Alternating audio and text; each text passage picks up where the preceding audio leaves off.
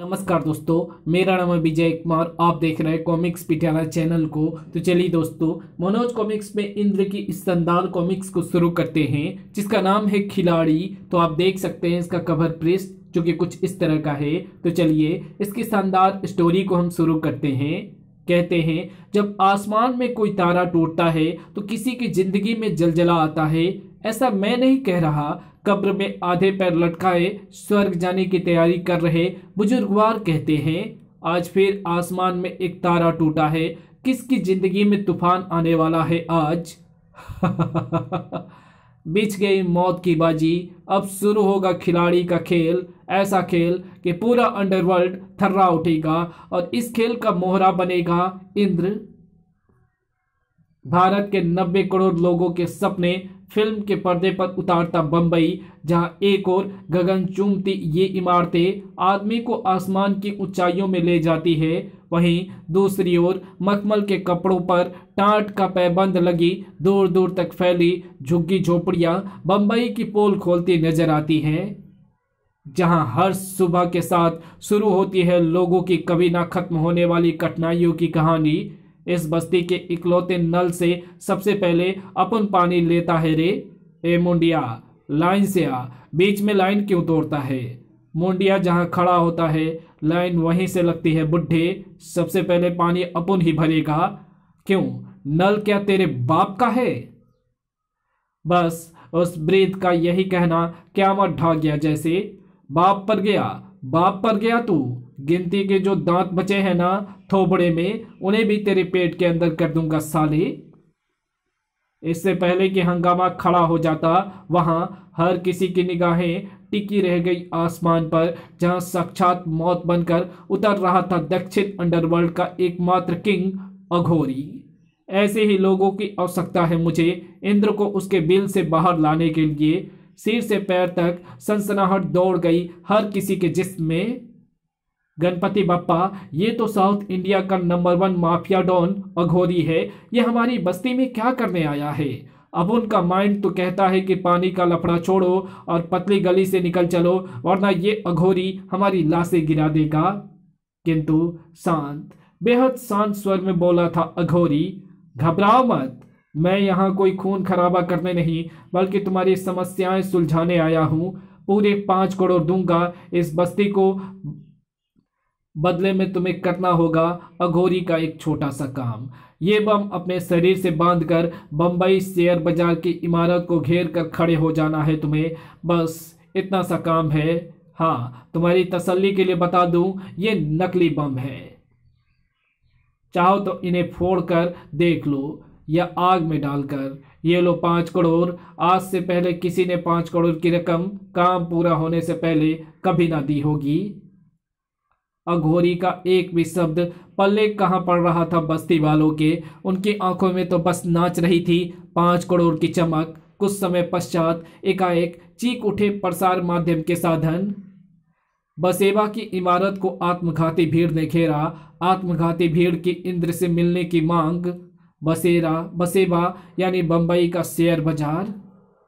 Police headquarter की चूल्हे हिलाकर रख दी इसके अमर ढा देने वाली खबर ने। सुपर रोबो मानो इंद्र से ना मिलने पर अपने साथ साथ बसेबा की इमारत के भी परखच्चे उड़ा डालेंगे वो। Damn it. इंस्पेक्टर घोर पड़े, बंबई का शेर, जिसके लिए कानून से बढ़कर ना माँ है ना बाप। सारा बंबई, जिसे कसाई एम जल्लाद कहता है, जो खुद पुलिस अधिकारियों के लिए भी एक सिर दर्द है। कारण, मुझे आदेश दीजिए सर, मैं उन कमीने को बसेबा का घेराव करने की वो सजा दूंगा कि जिंदगी भर याद रखेंगे वो। बस इसलिए मैं तुम्हें आदेश नहीं दे रहा हूं घोर पड़े, क्योंकि तुम अपने उफनते क्रोध को दबा नहीं सकते। इंस्पेक्टर घोर पड़े के बारे में जानने के लिए पढ़ें अजगर का शानदार कॉमिक्स दूसरा अजगर। और समस्या सुलझने के बजाय और अधिक बिगड़ जाएगी। तो क्या हम हाथ पर हाथ धरे उन आत्मघाती लोगों की नौटंकी देखते रहें। नहीं, हमें उनकी मांग स्वीकार करनी होगी। इंद्र को राजनगर से यहां आना होगा। बसेबा की गगन चूमती इमारत को घेरे खड़ी थी आत्मघाती लोगों की भीड़। इंद्र को बुलाओ, हमें इंद्र से मिलना है। इंद्र ना आया तो फट पड़ेंगे हमारे जिस्म। ये सब देख खुशी के मारे पागल हुआ जा रहा था अघोरी। इंद्र को आना ही होगा, उसके लिए पूरे 5 करोड़ रुपए लुटाए हैं मैंने। अंडरवर्ल्ड का नंबर 1 खिताब पाने के लिए ही तो पूरी दुनिया की दौलत लुटा सकता हूं मैं। इसी पल आ गया भारत का लाडला फौलाद का बेटा इंद्र। घन की सी गरज थी जिसके स्वर में, क्यों मिलना चाहते हो तुम इंद्र से, बोलो। तुम्हारे सवाल का जवाब अघोरी के पास है इंद्र। इन लोगों को यह सब करने के लिए पूरे 5 करोड़ रुपए की कीमत अदा की है मैंने। अघोरी, हाँ अघोरी, जो तेरा सिर लेने आया है और उसे लेकर ही जाएगा। तुझे खुद धड़ से जुदा करके मेरे हाथों में सौंपना होगा अपना सिर। भूकंप सा फटा था ये शब्द इंद्र के कानों में। अपने आप को रोक पाना अब मुश्किल था इंद्र के लिए। इंद्र का सिर धड़ से जुदा करने से पहले तेरी आत्मा जिस्म से जुदा हो जाएगी अघोरी। ऐसा कैसे हो सकता है लोहे के डिब्बे, तेरे सिर पर अघोरी ने अपना नाम लिख दिया है। कोई भेल पूरी नहीं है इंद्र का सिर कि जिसकी इच्छा हुई वही मुंह मारने चला आया। धड़ाक, आ बसेवा को घेरे खड़े आत्मघाती लोगों का दिमाग अंतरिक्ष में उड़ा जा रहा था जैसे, उफ, ये तो हमारे देश के रक्षक इंद्र का सिर लेने आया है। यदि इसी काम के इसने हमें 5 करोड़ रुपए दिए हैं तो थूकता हूं मैं इसके रुपए पर। अघोरी को चाहिए था इंद्र का सिर और इंद्र को पता करना था अघोरी का मकसद। सस्पेंस का कीड़ा कुल बुलाया जा रहा था घोड़पड़े के दिमाग में भी। गणपति बप्पा निसंदेह आत्मघाती दोस्त दस्ते के पीछे इसी अघोरी का हाथ है, लेकिन ये इंद्र का सिर क्यों लेना चाहता है, क्यों? एक था अंडरवर्ल्ड का किंग तो दूसरा भारत के 90 करोड़ जनता के दिलों का राजा। अपनी संभावित पराजय महसूस कर शैतानियत पर उतर आया अघोरी। ठहर जा इंद्र, अब यदि एक कदम भी आगे बढ़ाया तो इस इमारत को घेरे आत्मघाती लोगों के जिस्म पटाखों से फूट पड़ेंगे। हलकान हो गया बसेवा की इमारत को घेरे खड़े हर शख्स का जिगर कि ये सरासर धोखा है। तुमने तो हमें नकली बम दिए थे अघोरी, हमारी आंखों के सामने तुमने एक बम फोड़ कर दिखाया भी था। जमाने भर की कठोरता उभर आई जालिम के होठों पर। ठीक कहा तुमने, जो बम मैंने तुम्हें फोड़कर दिखाया था वो बम नकली था, लेकिन तुम्हारे शरीर पर बंधे ये बम असली हैं। आखिर तुम्हें 5 करोड़ रुपए मुफ्त के नहीं दिए हैं मैंने।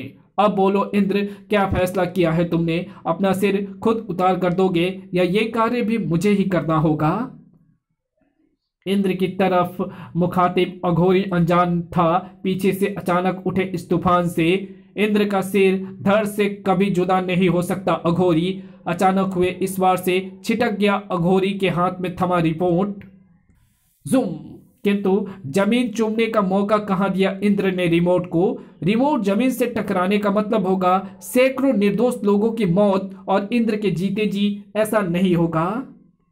बेगुनाहों के खून से होली खेलने वाले को इंद्र बहुत बुरी सजा देता है अघोरी। अब इंद्र के हथौड़े जैसे घुसे थे और अघोरी की आसमान चीरती चीखें, बोल कमीने, क्यों चाहिए तुझे इंद्र का सिर, बोल बोल। धड़ाक, इसी पल आसमान में दूर कहीं से चमका एक आग का शोला सर, और चूर चूर कर गया अघोरी का जिस्म। बड़ा विस्फारित नेत्रों से अघोरी के टुकड़े टुकड़े हुए जिस्म को ताकता रह गया इंद्र। किसने मार डाला इसे, किसने? कौन है अघोरी का हत्यारा? गणपति बप्पा, किसी की अघोरी की हत्या करने में क्या रुचि हो सकती है? इंद्र, यदि वो हमारा दोस्त था तो सामने क्यों नहीं आया? घोरपड़े, इस घटना के पीछे मुझे किसी गहरे षड्यंत्र की बू आ रही है। वाकई बहुत उलझा हुआ मामला है ये। इंद्र को ऐसे ही उलझे हुए मामले सुलझाने में मजा आता है घोरपड़े। खैर, 5 करोड़ में बिक चुके इन लोगों को वार्निंग देकर छोड़ दो, मैं चलता हूँ। अब घोरपड़े को करना था अपना काम। गणपति बप्पा, सबसे पहले तो इनके शरीर पर बंधे बमों को निष्क्रिय करना है। उसके बाद जुहू बीच पर ले जाकर इनकी वो पिटाई करनी है कि ये दोबारा बसेवा की इमारत तो क्या, किसी झोपड़ी का घेराव करना भी भूल जाएंगे। उधर इंद्र चल पड़ा राजनगर की ओर। विशाल से मिलकर इस रहस्य की जड़ तक पहुंचना होगा मुझे। किंतु बहुत दूर नहीं जा पाया था इंद्र की लिपट गई किसी की दर्द भरी आवाज उसके कदमों से। इंद्र सामने खड़े अंधकार में डूबे शख्स की आवाज में थी गजब की वेदना। तुम मुझे नहीं जानते इंद्र, लेकिन मैं तुम्हारे विषय में सब कुछ जानता हूं। बड़ी उम्मीद लेकर तुम्हारे पास आया हूं मैं। क्या मेरी मदद करोगे? इनकार का सवाल ही कहां उठता था। अवश्य, इंद्र का जन्म ही अत्याचार का विनाश करने के लिए हुआ है। चल पड़ा इंद्र इस बात से अनजान कि राजनगर के क्षितिज पर मंडरा चुका था एक अज्ञात खतरा जो धीरे धीरे सैलाब सा बढ़ा चला आ रहा था। इंद्र को सामने लाने के लिए हमें मचानी होगी राजनगर में भयंकर तबाही। खत्म हो जाएगी आज इंद्र की कहानी।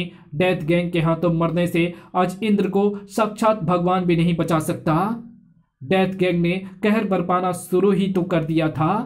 राजनगर के चप्पे चप्पे को लाशों से पाट कर रख देना है हमें। बड़ाम बड़ाम स्क्रीन पर नजर आते इस भयानक खतरे को भांप चुका था विशाल। राजनगर पर भारी खतरा मंडरा रहा है शालिनी भाभी, और इस नाजुक मौके पर इंद्र भी यहां नहीं है। इंद्र नहीं तो क्या हुआ, लेडी रोबोट तो है विशाल भैया। शीघ्र ही इस खतरे को समाप्त कर वापस तुम्हारे पास पहुंचूंगी मैं। बवंडर सा बनकर टकराई डेथ गैंग से डेथ गैंग से लेडी रोबोट। धड़ाक धड़ाक कहर सी बरपी लेडी रोबोट। बादलों से गरजी लेडी रोबोट। कौन है जो इंद्र के शहर में इंद्र के रहते अपनी मौत को गले लगाने आया है? वो हम है लड़की। उत्तर भारत के जुर्म की दुनिया में हम रोसीबो के नाम से जाने जाते हैं। लेने तो आए थे हम इंद्र का सिर, पर लगता है तुम्हारा सिर काटने का कष्ट भी हमें ही उठाना होगा।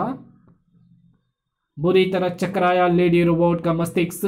तो तुम्हें भी इंद्र का सिर चाहिए? लगता है अघोरी भी तुम्हारा ही आदमी था। आदमी नहीं, मेरी तरह इंद्र के सिर का दावेदार था अघोरी। उसके बाद ये कार्य मुझे अंजाम देना है, और इस शुभ कार्य की शुरुआत तेरी मौत के साथ होगी। बड़ा जबरदस्त था रोसीबो द्वारा अपनाया गया रास्ता। इसे कहते हैं निंजा फाइटिंग। धड़ाक और ये चीन की लगभग लुप्त हो चुकी चिंगपिंग स्टाइल, जिसका शिकार व्यक्ति पानी तक नहीं मांगता। ये जापान की रहस्यमय घोस्ट स्टाइल। धड़ाक रोसीबो के एक के बाद एक पैतरे बदलकर किए वारों ने कुछ पलों के लिए बेदम करके रख दिया था लेडी रोबोट को। अगले क्षण पूरी शक्ति जुटाकर किया लेडी रोबोट ने प्रहार। बहुत हुआ रोसीबो, अब जरा लेडी रोबोट के फौलादी घुसे का स्वाद चख। धड़ाक मेरी हिट किरणें तुझे चपाती की तरह सेक कर रख देगी। अब शालिनी की हिट किरणों से बचना चुटकियों सा खेल था रोसीबो के लिए। सर और उतना ही आसान था अपने कंधे से लटकी इस विचित्र गन से किरणें छोड़ना। इस अनोखे किरण जाल में जकड़ती चली गई लेडी रोबोट। आंखों में शैतानी चमक लिए लेडी रोबोट के निकट पहुंचा रोसीबो। तेरा सिर मुझे आसमान की ऊंचाइयों में ले जाएगा लेडी रोबोट। इसी क्षण दूर क्षितिज से लपका एक आग का शोला, और वो हो गया जो रोसीबो की कल्पना से परे था। बड़ा हैरान परेशान थी लेडी रोबोट भी। उफ, अघोरी की तरह रोसीबो भी मारा गया। इसी पल गुब्बारे की भांति आकाश की ऊंचाइयों में उड़ती चली गई लेडी रोबोट। हर पल दूर और अंत में गायब। लेडी रोबोट गायब। यूं उछला था विशाल मानो दहकते अंगारों पर बिठा दिया गया हो उसे। कहाँ चली गई शालिनी भाभी? किसने किया उनका अपहरण? किसने? विशाल के चेहरे पर बिरजू महाराज सा नाच रहा था सस्पेंस। आसमान से किसने फेंकी होगी वो किरणें? कहां से दागा गया था वो आग का शोला जो रोसीबो की जान ले गया? अब मैं चुप नहीं बैठ सकता। शालिनी भाभी किसी भयानक मुसीबत में फंस चुकी है, और इंद्र का भी कहीं कुछ पता नहीं। बंबई से रवाना होने के पश्चात ना जाने कहां चला गया वो। मुझे उसे खोजना होगा। दुनिया के किसी भी कोने में बनी इस गगनचुंबी इमारत में बैठा है वो, जो इस खतरनाक खेल का एकमात्र खिलाड़ी। महामहिम अघोरी की भांति रोसीबो भी मारा गया। गुड, धीरे धीरे गति पकड़ रहा है हमारा खेल। दो प्यादे गए, किंतु खिलाड़ी के खेल का अंत नहीं हुआ है अभी। बहुत लंबा चलेगा ये खेल, बहुत हौलनाक होगा इसका अंत। अब अंडरवर्ल्ड की बादशाहत एवं नंबर 1 के दो दावेदार और बचे हैं। देखना है दोनों में से कौन पहले इंद्र का सिर लेकर हम तक पहुंचता है। कंपन राज, पश्चिमी अंडरवर्ल्ड का किंग, क्या बक रहे हो? इंद्र का कुछ पता नहीं? कोई नहीं जानता वो कहाँ है? जी हाँ किंग, मैं सच कह रहा हूं, रोसीवो से लड़ने भी लेडी रोबोट आई थी। कंपन राज के चेहरे पर उभरी वो लकीरें जिसे परेशानी कहते हैं। ओह, अब क्या होगा? अगर इंद्र ना मिला तो कैसे उसके धड़ से अलग कर पाऊंगा उसका सिर? अंडरवर्ल्ड का सिंहासन पाने के लिए मुझे इंद्र को हर हालत में खोजना होगा। किंतु हम उसे खोजेंगे कहाँ किंग? ना जाने दुनिया के किस कोने में होगा वो। इससे आगे कुछ बोलने का मौका ही कहाँ दिया कंपन राज ने उसे। कड़क, चूर चूर होकर बिखर गया अभागे का जिस्म। कंपन राज को ऐसे लोगों से सख्त नफरत है जो किसी भी काम को असंभव समझते हैं। ऐसे लोगों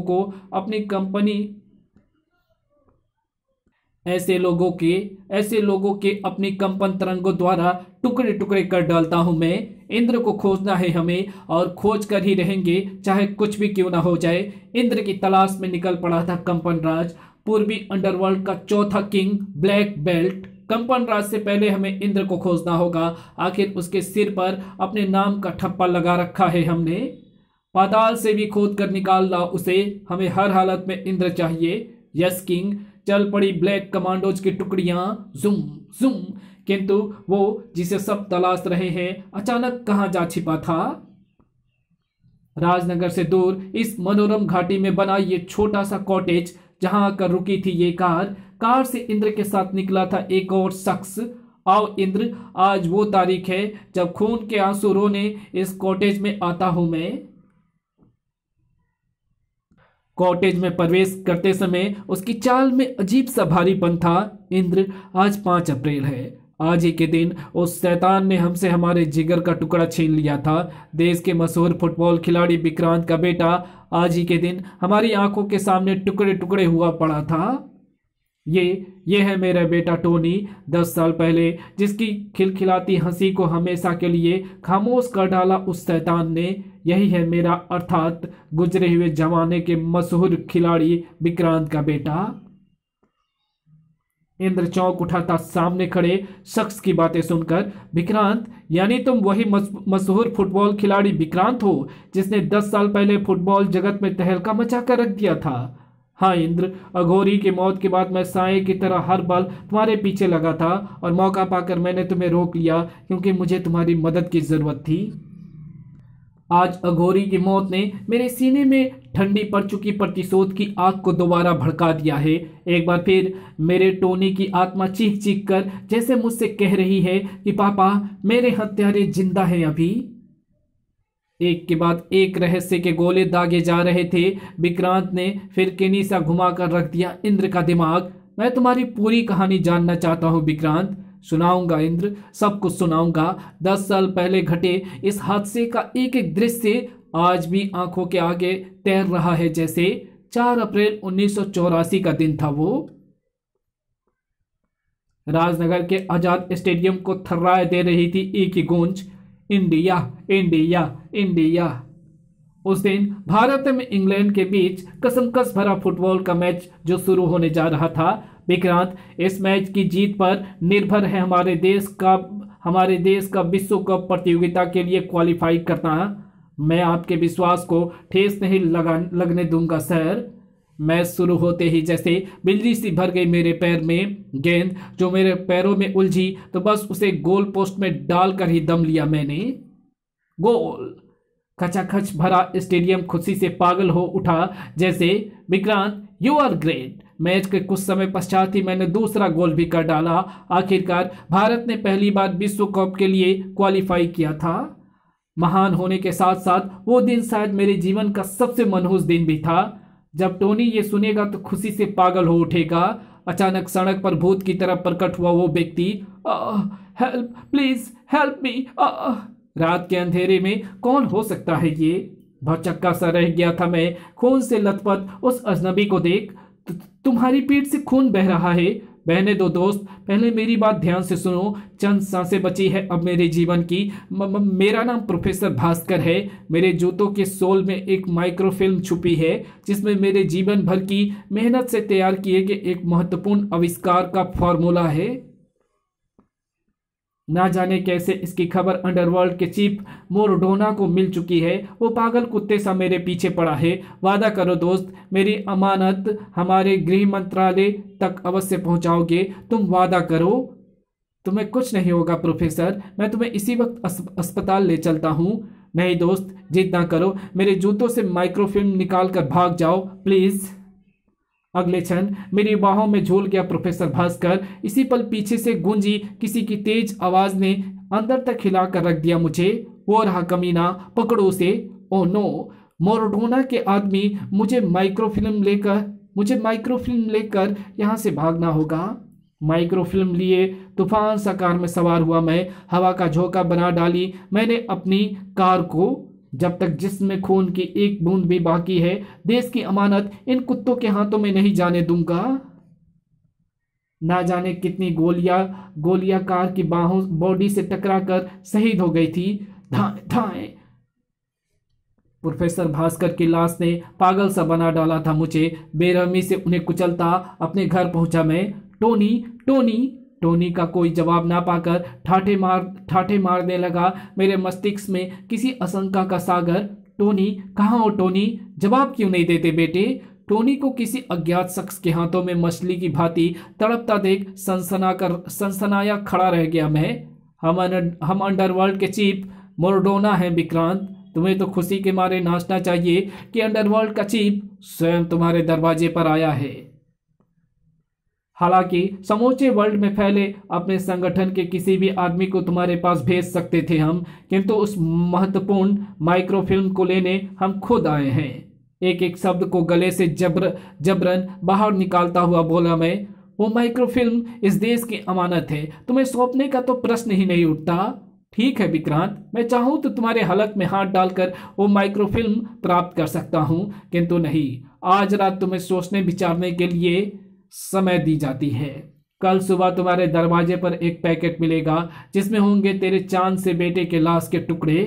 मोरडोना के हाथों में मछली से तड़पते टोनी को आंखों से ओझल होते देखता रह गया मैं। वो रात मेरे जीवन की सबसे लंबी रात थी, जब बेटे का प्यार एवं देश के प्रति फर्ज दोनों मुझे अपनी अपनी ओर खींच रहे थे। आखिरकार जीत फर्ज की हुई। देश के आगे बेटे का प्यार कुर्बान हो गया। उसी रात वो माइक्रोफिल्म मैंने गृह मंत्रालय को सौंप दी। अगले दिन सुबह एक पैकेट मेरे घर के सामने पड़ा था। कहीं इसमें मेरे टोनी की। धार धार बजते दिल पर काबू रखते हुए खोला मैंने वो पैकेट। टोनी! पर्दे से फट क्यों नहीं पड़ी थी उस दिन ये जमीन। टोनी, तुम मरकर भी अमर हो गया मेरे बेटे। कपकपाते हाथ से उठाया मैंने टोनी के टुकड़े टुकड़े हुए लाश के निकट रखा वो पत्र। तुम्हारे बेटे के लाश मुबारक हो विक्रांत। तुझ जैसे पागल देशभक्त को इससे अच्छा इनाम और क्या दे सकते थे हम। मोरडोना। 5 अप्रैल का दिन था वो, मेरे जीवन का सबसे कहरनाक दिन। तेरी कसम टोनी, जिस तरह चिता में जल रहा है तू, उसी तरह एक दिन अंडरवर्ल्ड की चिता सजाऊंगा मैं। उसी चिता में जलाकर खाक कर दूंगा पूरा अंडरवर्ल्ड। उस दिन मैंने फुटबॉल को हमेशा के लिए अलविदा कह दिया था और चला आया इस अज्ञात स्थान पर। अब मुझे सही मौके का इंतजार था और 10 साल बाद अघोरी के रूप में वो सही मौका आ ही गया। तुम्हें मेरा बदला लेना होगा इंद्र। अंडरवर्ल्ड चीफ मोरडोना को तड़पा तड़पा कर मारना होगा तुम्हें। शायद तुम्हें मालूम नहीं विक्रांत, मोरडोना की 1 महीने पहले मृत्यु हो चुकी है। अब उसकी जगह कोई और शख्स अंडरवर्ल्ड के सिंहासन पर बैठा है, किंतु मेरी दुश्मनी पूरे अंडरवर्ल्ड से है इंद्र। जुर्म की इस समूची दुनिया का विनाश चाहता हूं मैं। ऐसा ही होगा मित्र, मैं वादा करता हूं। अब मुझे विदा दो, कोई मेरा इंतजार कर रहा होगा। अलविदा इंद्र, मुझे तुम्हारी कामयाबी का इंतजार रहेगा। चल पड़ा इंद्र, इस बात से बेखबर कि उसकी गैर मौजूदगी में राजनगर पर क्या कहर टूटा था।